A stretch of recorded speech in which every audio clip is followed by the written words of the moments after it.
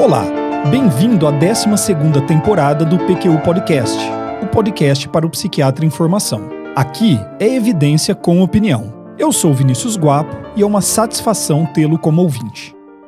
Este episódio foi gravado remotamente. Lamentamos eventual perda de qualidade do áudio e contamos com a sua compreensão. Caro e caro ouvinte, teremos no PQU Podcast mais uma entrevista. Dessa vez, quem nos dá a honra de conversar conosco é o professor Luiz Augusto Paim Rode. O professor Luiz Augusto Rode graduou-se em Medicina pela Universidade Federal do Rio Grande do Sul, onde fez sua residência em Psiquiatria, o mestrado e o doutorado, no Hospital de Clínicas de Porto Alegre. É professor titular de Psiquiatria da URGS, onde mantém intensa atividade acadêmica e de onde se lança para muitas atividades dentro e fora do Brasil.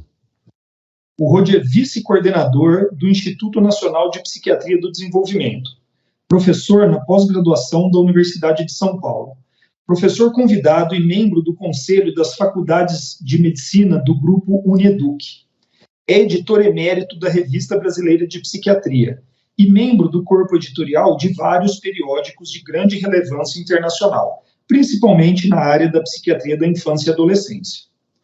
O Rode foi ainda membro da Força-Tarefa para o capítulo de Transtornos Disruptivos do Comportamento e TDAH no DSM-5. Suas pesquisas abordam principalmente temas da psiquiatria da infância e adolescência. Tem mais de 450 artigos publicados, com impressionantes 38 mil citações e um índice H de 83. Por isso, o Rode é reconhecidamente um dos maiores pesquisadores em sua área, no Brasil e no mundo. Para completar, mantém-se ativo em consultório privado em São Paulo e Porto Alegre. Tudo bem, Rode? Alguma coisa a acrescentar? Só o prazer de estar conversando com os amigos, com o Vinícius, com o Luiz e com todo mundo que nos ouve nesse podcast. Então, para mim, é um privilégio estar aqui compartilhando esse momento com vocês. Que legal. Olha, o prazer é nosso, a gratidão é nossa também por você ter aceitado esse nosso convite. É um privilégio para nós e para os psiquiatras em formação que nos acompanham ter essa oportunidade de conversar com você. Vamos em frente, então? Vamos lá. Excelente. Vamos começar do começo. Rode, como é que foi essa escolha de cursar medicina? E o que é que você traria como acontecimentos marcantes ao longo do curso médico? Bom, medicina é algo que eu te diria que está no meu DNA. Por quê? Porque o meu pai foi professor do Departamento de Cirurgia, professor titular aqui do Departamento de Cirurgia da Universidade Federal do Rio Grande do Sul e diretor da nossa escola de medicina. E a minha mãe foi por muito tempo professora da dermatologia aqui na Universidade Federal do Rio Grande do Sul. E meu irmão, o único irmão, é professor da cardiologia aqui na Universidade Federal do Rio Grande do Sul. Então, como vocês podem ver, a questão da medicina é um negócio de família, né? Pelo menos, sim, cada um foi para uma área diferente. Não ficaram todos aglutinados na mesma área. Então, eu te diria assim que tem questões aqui, sei lá se são genéticas ou ambientais, né, provavelmente uma interação entre ambas, como tudo na nossa área, que me levou a fazer medicina.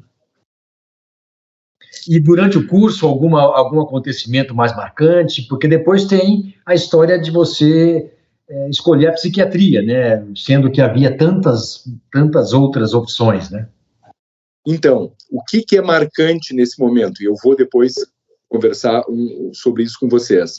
É marcante que eu entro na faculdade de medicina e eu entrei na faculdade de medicina com 16 anos. 15 para 16, fiz 16 em abril.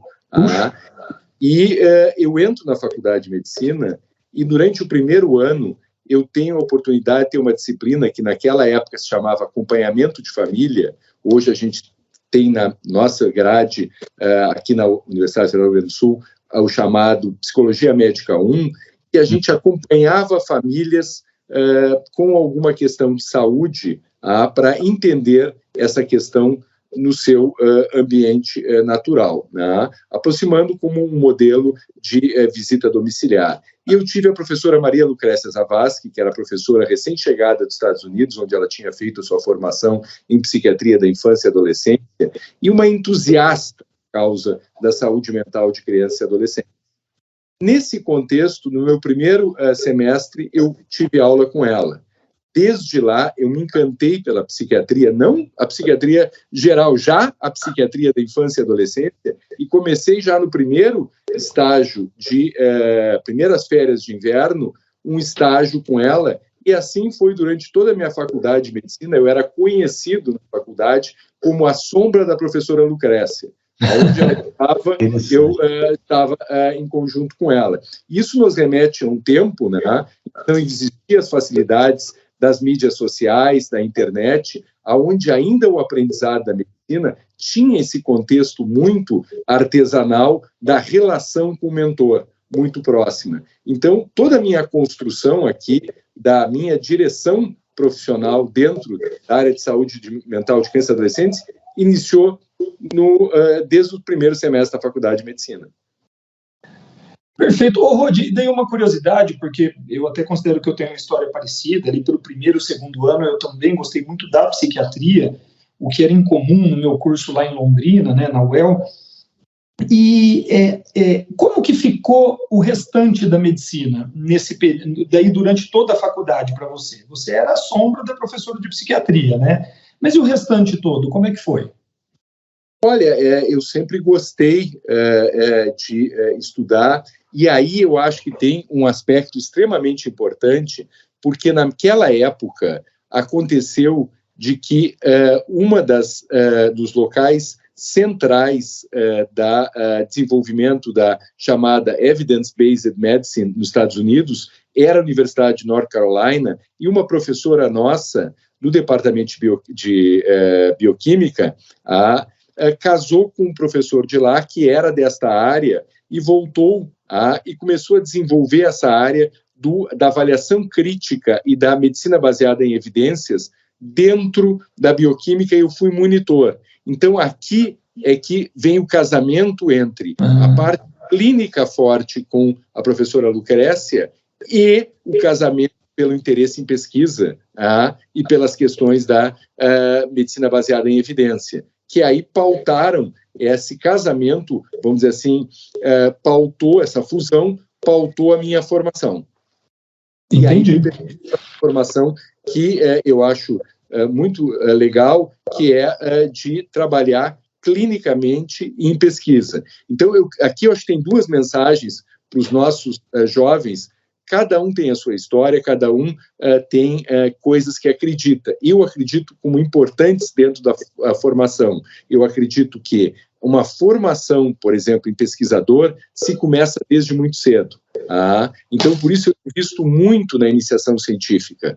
Quando me perguntam, os professores, normalmente titular, quer trabalhar, ou quer pesquisador, normalmente quer ficar longe da sala de aula. Eu quero sempre que me coloquem no início da faculdade. Como a Lucrécia me cooptou naquele momento, eu estou de olho nos melhores cérebros e nas melhores cabeças que entram na nossa universidade, desde o primeiro semestre, para tentar cativar eles para vir para dentro da medicina. E a segunda coisa é essa intersecção entre clínica e pesquisa. Eu não acredito em pesquisador. Claro que existe sempre pesquisador de bancada, básico, mas assim, eu acho que formular para quem tem interesse em perguntas clínicas, tu tens que ter uma experiência clínica. Então, esse casamento eu acho muito importante. Perfeito, perfeito. E eu estou entendendo que daí você pôde curtir a sua faculdade de medicina, né? Assim, o resto todo, você gostava de estudar, estudava, era isso. Mas não era um fanático. Vamos lá, vamos ser franco e colocar as coisas. Não era um fanático. Eu, naquela época, jogava tênis, ainda jogo até hoje, né? 2 vezes por semana. Então, tinha outras coisas que eu gostava na vida, né? Não era só a questão da medicina. Então, vou dizer assim, as outras coisas eu acompanhava, estudava, me interessava, ia bem, mas não era um fanático de estar só voltado à questão do estudo nas outras áreas. Eu gostei muito desse contato com crianças e adolescentes com algum problema emocional, comportamental, com essa situação do sofrimento emocional e o contato e a possibilidade de poder sintonizar com essas crianças e adolescentes e poder ajudá-los. Perfeito, perfeito. Ô, Rodi, e a psiquiatria hoje em dia ela é uma das especialidades mais concorridas, né, na residência, mas isso não foi sempre assim. Na época que você está falando aí, pelo menos em alguns lugares, a psiquiatria era até uma especialidade um pouco marginalizada, né, dentro da medicina. Alguma reação, por exemplo, lá dos seus pais, esse peso todo de médicos aí, dentro da família, algum estranhamento com a tua escolha? Não, por incrível que pareça, mesmo tendo um pai cirurgião, né, mas houve nenhuma pressão e eu acho que havia um entendimento muito claro de que eu tinha alguma habilidade nesta área e se via minha motivação em relação à psiquiatria. Então, nunca enfrentei grandes barreiras, mesmo barreiras, vamos chamar assim, indiretas, com piadinhas, a coisa do bullying, que hoje a gente chama de bullying, naquela época nunca enfrentei isso, assim, sempre foi muito respeitada a minha decisão e valorizada a minha decisão pela psiquiatria. Legal, muito bom. E aí, me conta pra gente um pouco da residência em psiquiatria mesmo, porque a tua história já é peculiar, né? Você entrou querendo fazer psiquiatria da infância e adolescência. Como é que foi a residência? Então, a minha residência em psiquiatria, ela foi dentro do Hospital de Clínicas de Porto Alegre, e aqui naquela época que eu entrei, era uma residência que ainda tinha uma forte influência da psiquiatria psicanalítica, vamos dizer assim, essa influência da vertente psicanalítica, mas que começava a florescer uma área mais vinculada à psiquiatria clínica, à questão da psiquiatria biológica. Então, eu fiz a minha formação em psiquiatria nesse momento em que estava havendo essa transição dentro do departamento de psiquiatria e que a gente estava começando a incorporar essas questões. E na área da psiquiatria da infância e adolescência, com a chegada da professora Lucrécia dos Estados Unidos, a mesma coisa. A abertura para um referencial de terapia de família, de psiquiatria clínica da infância e adolescência, começo de uso de psicofármacos na infância e adolescência. Então, eu peguei esse momento de transição aqui dentro do Rio Grande do Sul, dentro da nossa formação. E interessante que a nossa residência aqui era uma residência já naquela época de 3 anos, mas existia o curso de especialização ao mesmo tempo. E houve a possibilidade, no fim do meu 2º ano de residência, de prestar um concurso para o que a gente chama aqui de contratado, que eu acho que para vocês é o instrutor clínico, né? Quando tu terminas a residência, abriu uma vaga, o hospital criou, porque estava criando serviço de psiquiatria da infância e adolescência, uma vaga de instrutor clínico e abriu um concurso público. E eu, no 2º ano de residência, fiz o concurso, porque já tinha, desde a época da faculdade, que não era peculiar, alguns poucos artigos publicados em revistas, né, mais locais e nacionais, então tinha alguma produção e fiz a prova, né, que era uma prova dissertativa, e passei em primeiro lugar. Então, na verdade, eu acabei fazendo ao mesmo tempo, sendo contratado da psiquiatria da infância e adolescência, só eu não podia ser residente e contratado. Então, eu tive que passar meu 3º ano de residência para um 3º ano de curso de especialização, para poder assumir a do Hospital de Clínicas na área de psiquiatria da infância e adolescência, aonde eu fiquei 9 anos, antes de me tornar professor.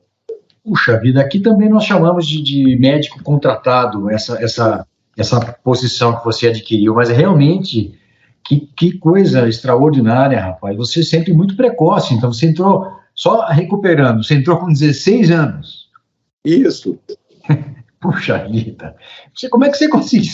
Fiquei curioso. Como é que você conseguiu isso, rapaz? Você puxou algum ano? Porque a gente termina. Não, eu acho que eu entrei com 5 para 6, acho que naquela época não tinha coisa do ponto Entendi. de fora. Você entrou muito cedo lá embaixo, então, logo no fundamental. Isso. Entendi. Legal. E logo então após a residência, você, além de já ser, então você fez a especialização, como o terceiro ano foi de especialização, para poder assumir como contratado, e aí você já emendou mestrado e doutorado, é isso? Isso mesmo, Luiz. Exatamente. Aí eu já, durante o meu período como contratado, eu já comecei o mestrado. Olha que interessante a história do mestrado. A história do mestrado, eu cheguei e não existia alguém no Rio Grande do Sul que pudesse me orientar em psiquiatria da infância e adolescência, porque os professores aqui não tinham formação acadêmica, formação de pós-graduação sensu estrito.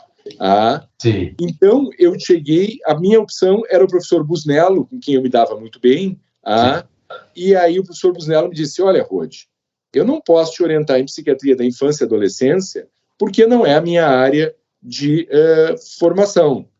Mas vou te propor o seguinte, acha alguma área de intersecção aqui que a gente possa trabalhar.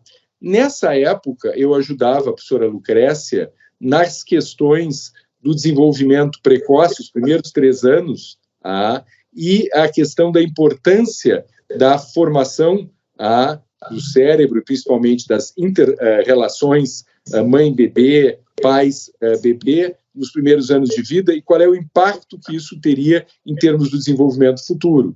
E aí surgiu a possibilidade do Busnello me propor, quem sabe tu olha para a área de depressão, e mais especificamente de síndrome de tristeza pós-parto, que a gente chama de postpartum blues, e a minha dissertação de mestrado, então, foi um trabalho avaliando a sintomatologia e os desfechos longitudinais do chamado postpartum blues, que tinha uma certa intersecção com a questão vamos dizer assim, da saúde materna durante a gravidez e logo após o parto, e as questões de desenvolvimento da infância que eu queria amarrar depois. Então, eu tive que fazer esse passo aqui intermediário para poder depois ir no doutorado para uma área mais específica de saúde mental de crianças e adolescentes. E que daí é quando você começa até o tema que é um dos temas majoritários na sua carreira, Ruth, tá certo? Aí você trabalha já com transtorno de déficit de atenção e hiperatividade, é isso? Perfeito. Então, o que acontece? Termino o mestrado, sigo sem orientador no Rio Grande do Sul, e aqui vamos abrir uma outra peculiaridade minha. Eu jamais estive mais do que 3 meses fora de Porto Alegre. Toda a minha formação foi feita dentro do Brasil e dentro de Porto Alegre. Hoje, né, viajo muito, sempre a vida inteira, mas assim, toda a minha formação foi feita aqui, foi feita no Brasil. Então, naquele momento, o mesmo problema, eu não tinha ninguém na área da infância e adolescência. Aí, acontece que a professora Lucrécia convida o professor Joseph Biderman, da Universidade da Harvard, porque ele tinha ele tinha família na Argentina. Então, ele teve interesse de passar por Porto Alegre uma vez que ele vinha visitar a família. E a professora Lucrécia convida ele, que trabalhava na área, era um dos expoentes da área de psicofarmacologia na infância e adolescência e de TDAH, para vir para cá. E aí eu converso com o professor Busnello e digo, professor Busnello, nós vamos ter um professor que vai estar aqui, então, quem sabe eu consigo que tu fiques com o meu orientador e ele com o meu co-orientador, e eu consigo agora migrar para uma área da infância e adolescência. E aí o professor Joseph Biderman vem para Porto Alegre, e eu passo o fim de semana dirigindo ele e a esposa de um lado para outro, levo para Gramado, vou, desenvolvo uma relação com ele, e aí ele topa ser meu co-orientador na área de TDAH, para vocês verem como as coisas vão sendo casuais na vida. A questão do TDAH entrou casualmente, porque era a área de pesquisa do professor Biderman, e então era a oportunidade que eu tinha. E aí eu comecei, aí foi o embrião da minha trajetória de pesquisa e clínica dentro do TDAH. Aí eu comecei um estudo de prevalência em Porto Alegre em adolescente de 12 a 14 anos, estudo de prevalência de TDAH, nessa faixa etária, fiz toda a coleta de dados aqui e fui 3 meses para Harvard, onde eu fiz análise de dados junto com a equipe do Biderman, e ele me propiciou, ele era uma figura difícil, assim, era um tipo de pessoa que, ele já faleceu agora, esse ano, mas ele era uma pessoa que ele gostava ou não gostava da pessoa, e eu dei muita sorte que ele gostava de mim, então ele me convidava para almoçar na casa dele e me convidava para terça e quinta participar dos atendimentos clínicos dele. Então, eu atendia junto com ele nos 3 meses que eu estava lá e, junto com isso, eu fazia análise dos dados que eu levei para lá. E aí começou a história do TDAH e me permitiu solidificar uma coisa que não era muito comum aqui no nosso meio, que era a psicofarmacologia de crianças e adolescentes. Então, quando eu voltei com essa expertise clínica e eu olhei bem e como um bom observador, eu vi como é que era a montagem da engrenagem de pesquisa deles lá e montei um programa similar aqui, com a mesma engrenagem de pesquisa, e a partir daí nós começamos, então, a produção em TDAH. Perfeito. Rod, dando um passinho para trás, eu queria entender o seguinte, quando você vai para a pós-graduação, já havia uma ideia já mais sólida de você ter uma carreira como professor pesquisador, ou ainda havia dúvidas? Qual o tamanho da certeza ali naquele momento? A minha certeza sempre foi de que eu queria ser professor universitário, porque era uma coisa da minha família. O pai era professor, a mãe de dermato, então, assim, eu tinha esse desejo de ser professor universitário. Mas se tu me perguntar lá no início da faculdade, eu jamais pensei que eu ia ser um pesquisador.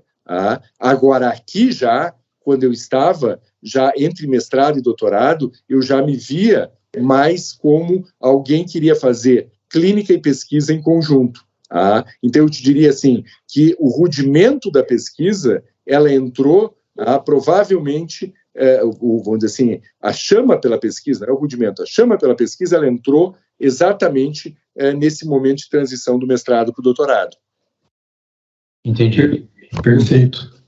E aí você, depois do doutorado, você fez mestrado e doutorado em paralelo com a atividade de médico contratado e já tinha o seu consultório também.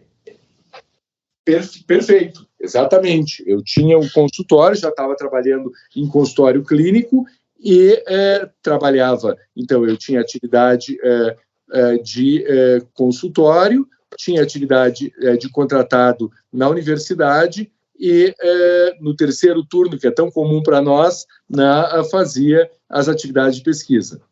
Puxa. E aí, depois de 9 anos, como médico contratado, foi que você ingressou na carreira acadêmica propriamente dita. Perfeito. Aí eu fiz o concurso, abri uma vaga, a professora Aida Zimmermann, que era professora da psiquiatria da infância e adolescência, se aposentou e com ela abriu-se o concurso para uma vaga de professor da psiquiatria da infância e adolescência. Na verdade, a vaga era para professor de psiquiatria, mas a área de atuação era da infância e adolescência, na vaga da professora Aida Zimmermann. E então eu prestei esse concurso e comecei a minha carreira como professor aí na universidade. Na verdade, eu já era professor convidado, a gente chama, não é convidado, eu era professor substituto, né, que é aquele professor quando alguém está de licença, eu já era professor substituto no departamento, e aí passei então a ser professor formal.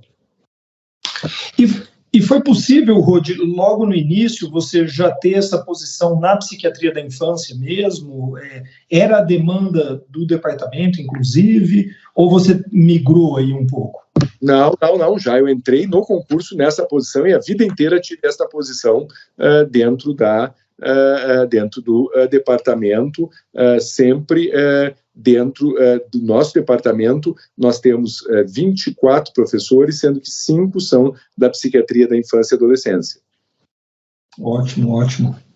Perfeito. Ô, Rod, você é um exemplo de pesquisador para várias gerações de psiquiatras, focado, muito eficiente, tem uma posição de destaque na produção científica nacional e mundial até. Qual é o seu método de trabalho? Como que você faz e fez e faz até hoje para se manter produtivo nesse nível? Eu acho que uma das qualidades que eu tenho é a função executiva. Eu sou muito objetivo e tenho uma boa capacidade, uma boa função executiva. Então, assim, é uma questão de organização, de executar as coisas. E tem 2 características que eu acho que são muito importantes aqui, que eu acho que são, em primeiro lugar, eu sou muito curioso. Eu começo a conversar, como nós estamos conversando agora, e a gente abre um assunto, mesmo que não seja um assunto que eu esteja habituado, é uma coisa que é natural minha, eu sou muito curioso. Então, eu acho que isso facilitou a questão da pesquisa, né? E, além desta questão da curiosidade, é muito essa questão da persistência. Eu acho que, na pesquisa, isto tem uma importância grande de tu persistires, de tu teres função executiva para se manter focado e, ao mesmo tempo, essa junção da clínica com a pesquisa. Sim, sem dúvida isso faz uma diferença muito grande. Hoje em dia, na área da pesquisa, Rod, qual é o seu maior interesse? Você tem orientado mestrandos, doutorandos? Como é que está a sua produção atual? Sem dúvida. A gente tem, dentro do programa de déficit de atenção e hiperatividade aqui do Hospital de Clínicas, que é uma das minhas áreas principais, nós temos um grupo de 50 pessoas trabalhando, não tempo total, muitos em tempo parcial, no ensino, atendimento e pesquisa em TDAH. Então, eu tenho vários alunos, nós temos um portfólio de pesquisas que vai desde a genética molecular a questões diagnósticas e psicopatológicas de crianças e adolescentes, questões de trajetória de transtorno de déficit de atenção e hiperatividade, tratamentos não farmacológicos, tratamentos farmacológicos. Então, assim, dentro dessa questão da curiosidade, me interessa estar discutindo aqui genes candidatos com um grupo, e no outro momento nós estamos agora iniciando um projeto em que a gente está avaliando exergames. O que são exergames? Aqueles games que tu usa óculos de realidade virtual e tu usa exercício físico de alta intensidade intervalar para melhorar a função executiva e TDAH. Então, é um ensaio clínico randomizado cego com um grupo controle. Então, assim, a gente tem um portfólio aqui de pesquisas em diversas áreas e eu sigo ativamente orientando alunos de mestrado, doutorado nas suas diversas áreas. Um outro exemplo, por exemplo, a questão de acomodações no ensino universitário para quem tem adultos com TDAH, universitários com TDAH. Se discute muito, hoje em dia, direito, a questão do tempo estendido, local reservado de prova. Nós estamos com um projeto avaliando universitários, ou pessoas entrando na universidade com TDAH e sem TDAH, avaliando o tempo estendido, se o tempo estendido de 50% da prova ou 100% da prova é melhor ou é pior, que características vão predizer uma melhor resposta à estratégia de acomodação. Então, enfim, a gente tem um portfólio enorme de pesquisas dentro do TDAH. E a gente tem a vantagem, aqui nós temos 1.300 crianças conosco e quase 1.500 adultos com TDAH, mas eu acompanho, sempre tive junto do meu trabalho, e que me deu uma ênfase grande também, a questão de acompanhar. Eu tive a sorte de ser convidado pelo professor César Victora, que é o grande coordenador das cortes de Pelotas, de nascidos de Pelotas, e ele me convidou para acompanhar essas áreas de saúde mental de crianças e adolescentes questões de psiquiatria do desenvolvimento, e principalmente TDAH. Então, eu tenho trabalhado muito também com as cortes, o que nos permite também ver, não só na clínica, como a visão populacional dessas questões. E, por fim, né, a parceria com o professor Eurípides Miguel, fundando o Instituto de Psiquiatria do Desenvolvimento. Nós temos uma grande corte nesses, né, de Population Neuroscience, que a gente acompanha. Então, são diversas entradas e oportunidades para a gente poder olhar essas questões de desenvolvimento da infância e adolescência em amostras diferentes. Olha, fantástico. Outra qualidade que eu sempre admirei em você, e você não citou, foi essa sua capacidade de interagir com outros colegas, de montar parcerias e desenvolver grupos de estudos. Isso também, eu não sei se você concorda, mas eu acho que é algo que é inerente a uma pesquisa de boa qualidade, que você una forças, né, Rodi? Não tem a menor dúvida, Luiz. Hoje em dia, tu não faz pesquisa de impacto, seja impacto do ponto de vista da comunidade científica, seja impacto clínico, se tu não trabalhar em rede. Exato. Não trabalhar associado, quer dizer, não existe mais aquela figura do pesquisador isolado, a gente trabalha em rede, então é importante as conexões, e a gente sempre procurou estabelecer, sempre procurou criar alguma coisa sólida, respeitável, confiável e de fácil relacionamento, o que nos oportunizou estar conectado com os melhores grupos de pesquisa nacionalmente, na área e internacionalmente. Então, isso, sem dúvida, alavanca muito a carreira de qualquer pesquisador. Legal. E ao jovem psiquiatra, ao nosso colega que está na residência, iniciando a formação, o que é que você, que está iniciando a carreira de pesquisador, pensando nisso, qual o caminho? Você já falou alguma coisa sobre isso, sobre o quanto precocemente é bom já se envolver com isso, mas o que é que você sugeriria para quem ainda não se envolveu ainda e tem vontade de fazê-lo, e digamos que esteja na residência, por exemplo? Eu vou te dizer, Luiz, na verdade, quando eu estava falando, acho que não me lembro se foi tu ou o Vinícius que perguntou sobre o que eu achava de qualidades. Eu agora, então, uma que me escapou, que quando eu estava falando, eu fui para outra área, que eu acho assim, que se eu pudesse deixar uma mensagem para o jovem, é procure o que você é apaixonado. Eu sou apaixonado pelo que eu faço, eu gosto, para mim não é um peso trabalhar. Eu gosto do que eu faço. Tá? Quando eu estou com uma criança entrevistando, conversando, e eu fico em dúvida. Hoje nós estávamos numa reunião clínica discutindo, então, essa coisa da curiosidade, do diagnóstico, de conversar com a criança, eu gosto. A coisa da pergunta de pesquisa, como é que tu vai responder? Será que esse negócio de Exergain, será que eu consigo motivar um adolescente? Eu já sei, a evidência é clara que exercício físico de alta intensidade melhora a capacidade atencional, melhora questões na tua área, Luiz, de ansiedade, melhora questões, mas assim, será que ninguém consegue fazer a pessoa que não tem esse hábito efetivamente se engajar nisso? Será que através da gamificação eu consigo? Então, estas coisas, entende, são apaixonantes. Então, procure uma área, né, que realmente tu goste. Tá? Isso faz uma diferença brutal, tanto no trabalho clínico quanto de pesquisa. Perfeito. Ô, Rodi, você foi co-chair numa força-tarefa para o desenvolvimento do DSM-5. Eu sei desse fato há algum tempo e sou muito curioso sobre a sua atividade. Hoje eu tenho a chance de perguntar, como é que foi essa experiência? Como é que é esse trabalho? Esse trabalho foi uma experiência única na minha vida.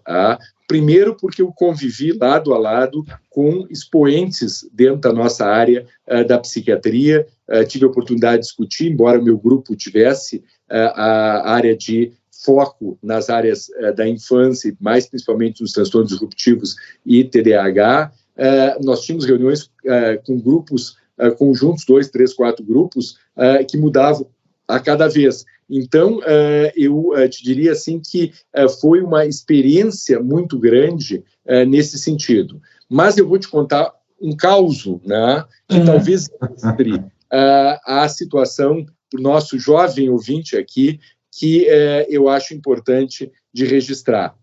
Bom, nós estávamos num momento em que nós tínhamos que redefinir, ou melhor, pensar se nós iríamos mexer nos critérios do TDAH, diagnósticos. Isso, você sabe, tem uma implicação brutal. Na medida que eu troco um critério, eu tenho que refazer todas as escalas que existiam há 40 anos para avaliar TDAH, porque elas perdem a sua propriedade, a sua validade psicométrica, enfim, são N situações aqui.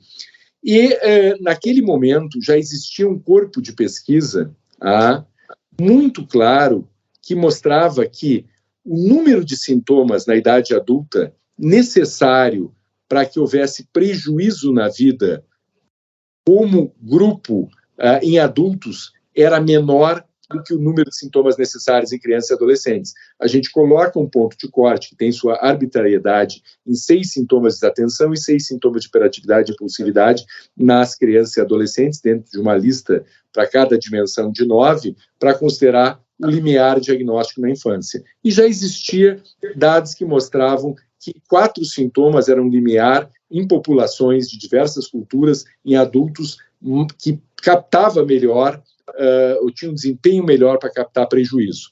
Bom, frente a esta revisão e um field trial que a gente fez na Corte de Pelotas, nós sugerimos a Task Force. Task Force era o órgão supra os working groups, era aquele onde tinha cada coordenador de working group, mais 3 ou 4 do NIMH e da APA, que tomavam as decisões finais.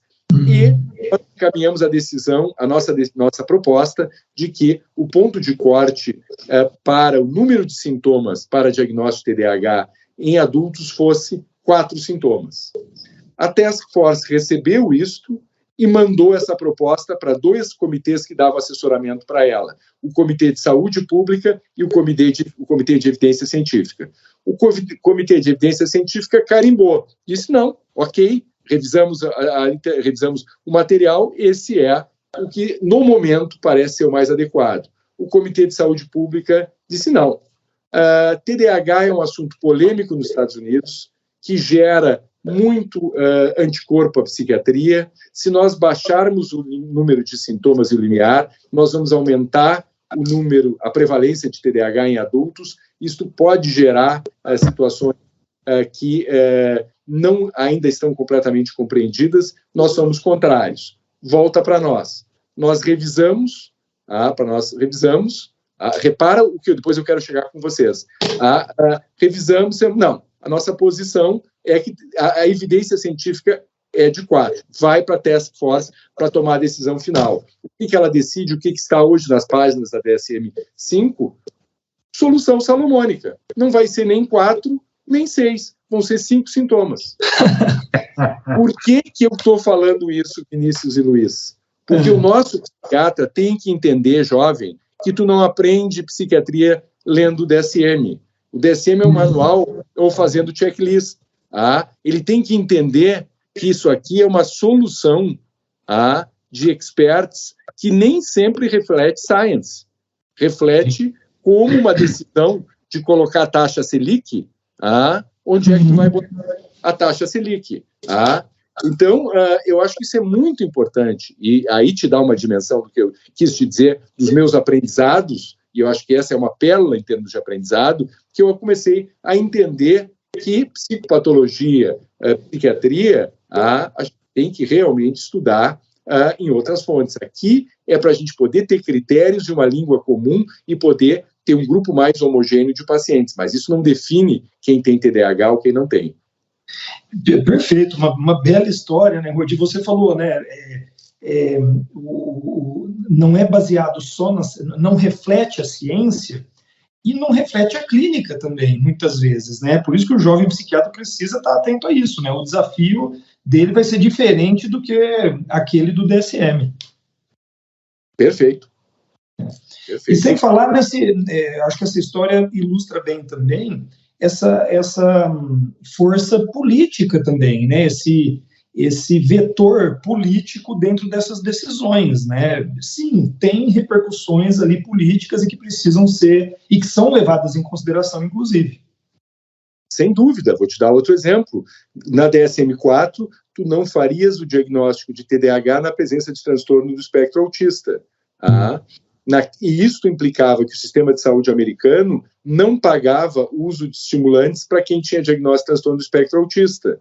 Então, a derrubada desse critério se deveu muito mais a essa questão do que ao que depois se demonstrou, que é muito comum, os estudos de base de genética molecular mostraram que existem umas interfaces muito claras entre aquele transtorno do espectro autista de alto funcionamento e questões do TDAH. Hoje a gente vê essa concorrência de sintomatologia claramente, mas a decisão naquele momento, em 2013, onde nós não tínhamos esse dado que se revelou mais adiante, foi muito também baseada nessa questão.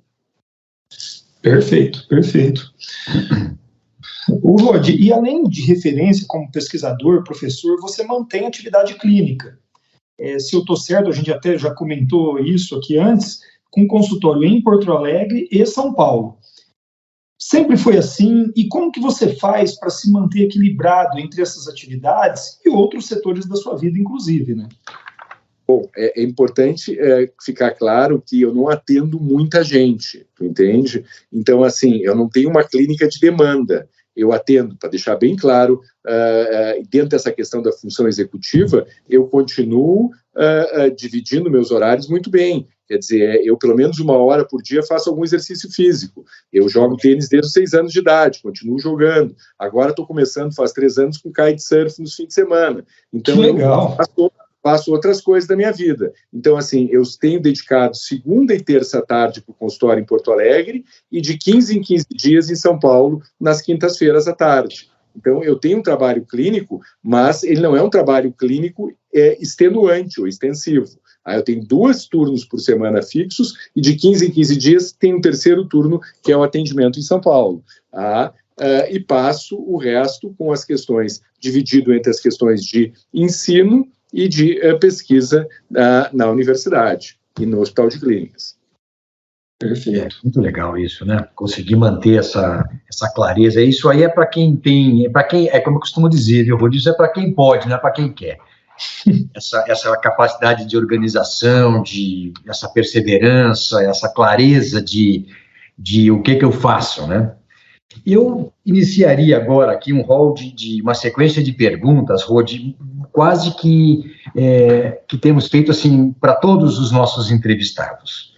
Então, eu queria saber de você, o que é que você anda lendo e que livros você indicaria como uma leitura assim obrigatória ou muito importante para o nosso colega em formação?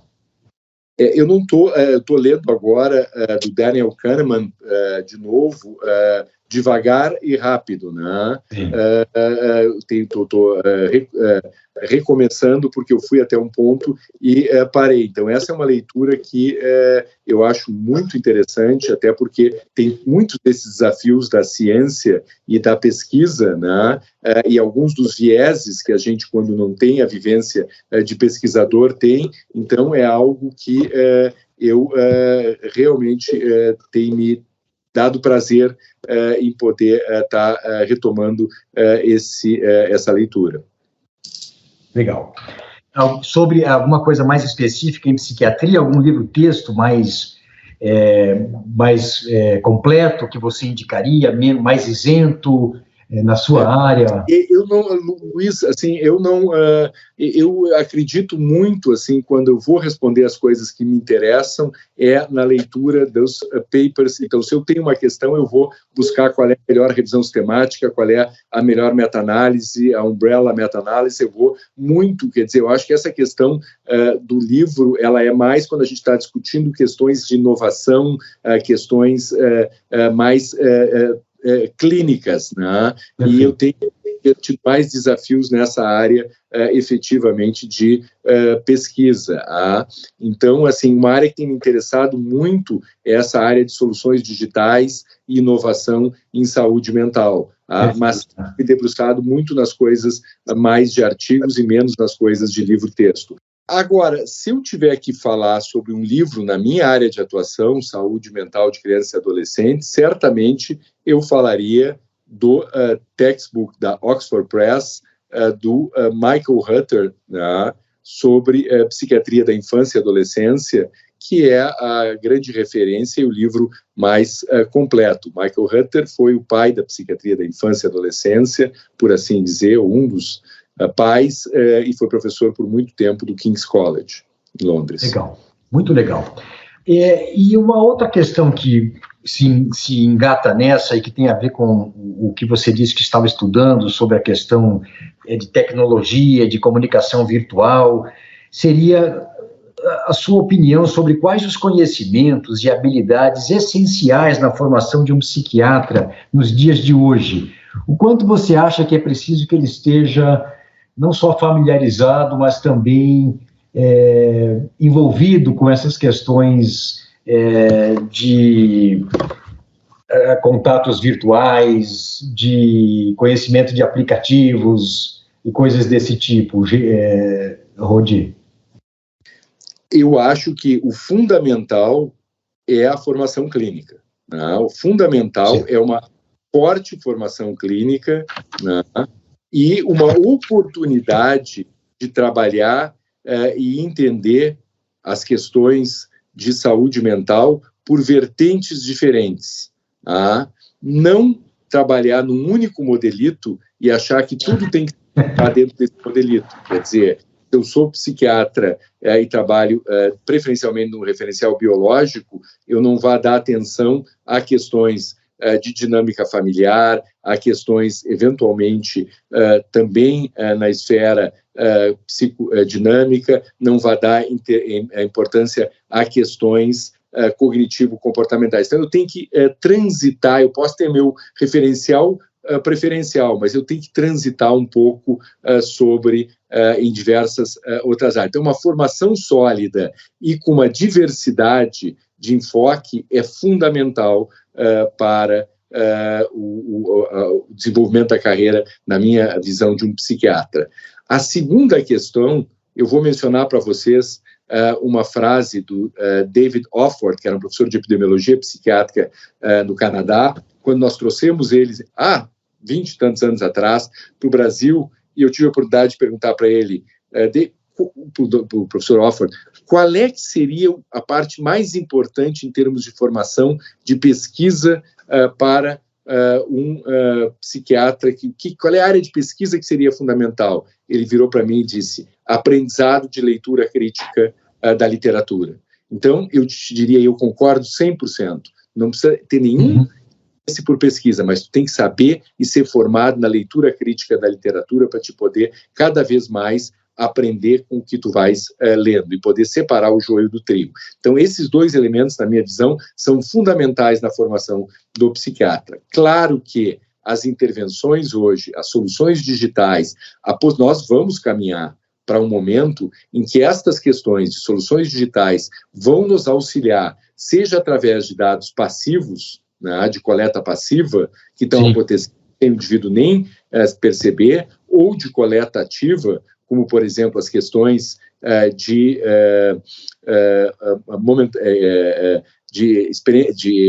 Ecological Momentary Assessment, né, em que tu tens a possibilidade de avaliar os diversos aspectos da vivência do indivíduo naquele momento de uma forma mais intensiva. Então, isto vai enriquecer muito as possibilidades da gente ter informações clínicas, e as soluções digitais também vão nos dar escalabilidade e possibilidade de encontrar os pacientes em situações, em ambientes diversos. Tá? É o que nós estamos fazendo aqui hoje. Nós estamos sentados em cidades diferentes, conversando e podendo trocar através disso. Então, acho que sim, isto vai incorporar. Mas isto é uma parte auxiliar que de nada substitui as âncoras que nós conversamos anteriormente.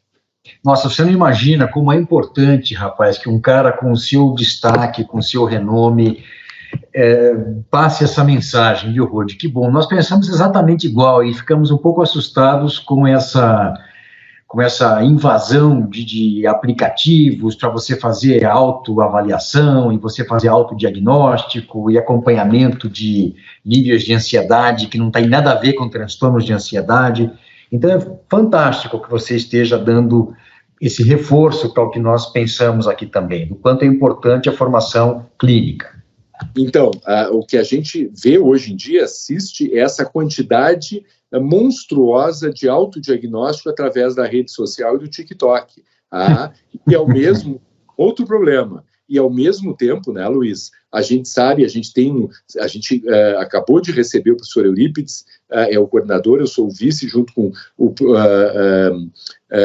professor Paulo Menezes. A gente deu essa verba do Centro de Inovação e Pesquisa em Saúde Mental, 40 milhões de reais, 20 milhões da iniciativa privada, 20 milhões da FAPESP, e eu tenho me debruçado no módulo 2, que é o módulo de soluções digitais em saúde mental. A gente sabe que nem 2% das chamados EPs, né, em saúde mental tem qualquer validação clínica. Do estágio de desenvolvimento para o estágio de mercado, e a sua única validação é a quantidade de likes que ele recebe. Não há nenhuma validação clínica se ele entrega o que ele realmente se propõe. Então, isso é uma área realmente que merece toda a atenção e todo o cuidado, como tu muito bem colocaste. Legal. Que bom. Rod, muito obrigado por essa participação no PQ Podcast. Antes da gente finalizar essa conversa, tem algo mais que você gostaria de dizer? Olha, Vinícius, eu acho que nós abordamos várias questões bem legais aqui, que eu acho que, de repente, podem ser úteis, ou pelo menos de reflexão, para o nosso jovem psiquiatra. Então, assim, eu acho que a gente tocou nos pontos essenciais. Eu tenho certeza que sim, viu, Rod?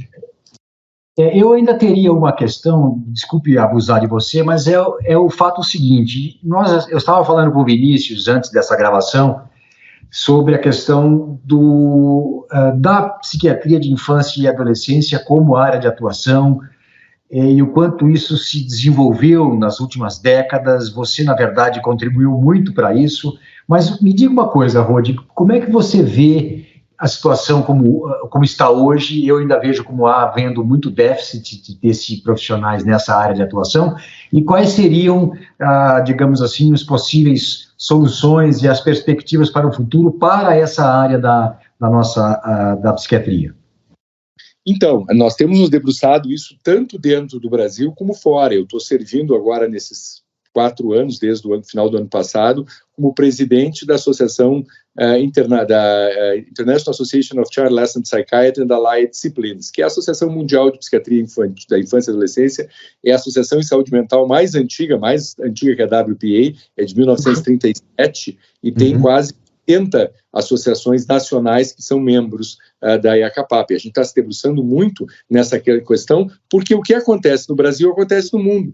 Há uma clara falta de psiquiatras de criança e adolescente. Então, a gente não pode imaginar que a saúde mental de crianças e adolescentes vai ser resolvida através só de profissionais, de psiquiatras e mesmo de profissionais trabalhando na infância e adolescência. Então, eu acredito que muito da solução está no treinamento de coisas básicas na saúde mental para pediatras e para psiquiatras de adulto, que em muitas regiões vão ter que fazer esse primeiro atendimento das situações menos complexas.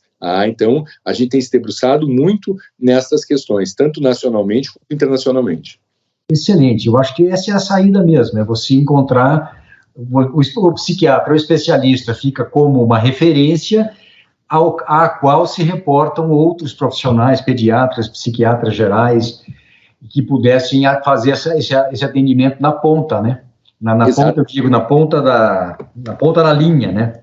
Exatamente. E mesmo mais ainda, né, Luiz? Eventualmente treinar. Olha que legal essa experiência de um cara que nós vamos trazer. Nós vamos ter o Congresso Mundial de Psiquiatria da Infância e Adolescência pela primeira vez na América do Sul, em maio de 2024, no Rio de Janeiro. Então, isso já fica fantástico.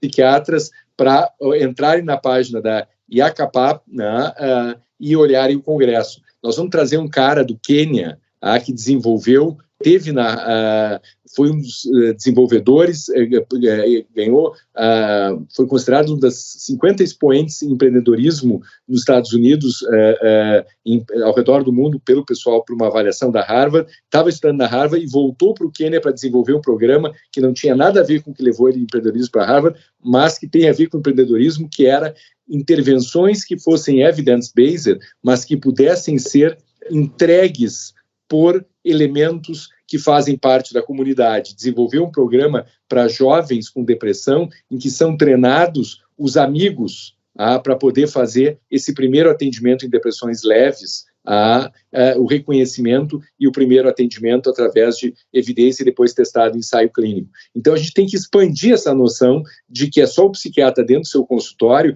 que vai prover. Claro que as situações mais complexas, como tu disseste, obviamente precisam passar pelo especialista, mas nós temos que lidar com os transtornos mentais mais comuns e de leve a moderado e poder fazer o nosso alcance chegar mais longe.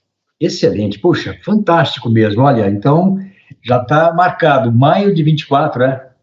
Maio de 24, Congresso Fantástico. Mundial de Psiquiatria da Infância e Adolescência vai estar, e hoje em dia, abordando questões de saúde mental do adulto jovem também. Então, uma oportunidade para o nosso psiquiatra de adultos também olhar para esta área que muitas vezes na sua formação não é adequadamente ou extensamente desenvolvida.